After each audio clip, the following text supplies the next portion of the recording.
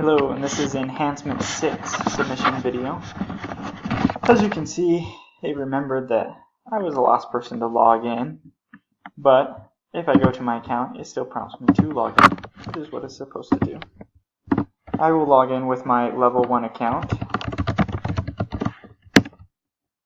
and you can see the admin page where it gives me my information and my user level. And as you can see, there is no products link to go to the products page. If I go, and I will show you that my HTML is valid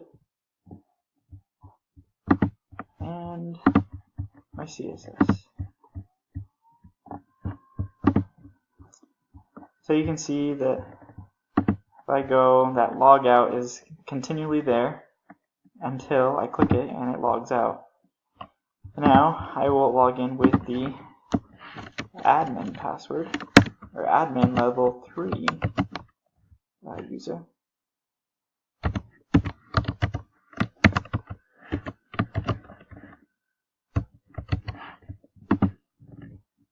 And you can see again it brings me back to this, and I can go to the products page and add a category, and because I have that feature, it allows me to go to the page.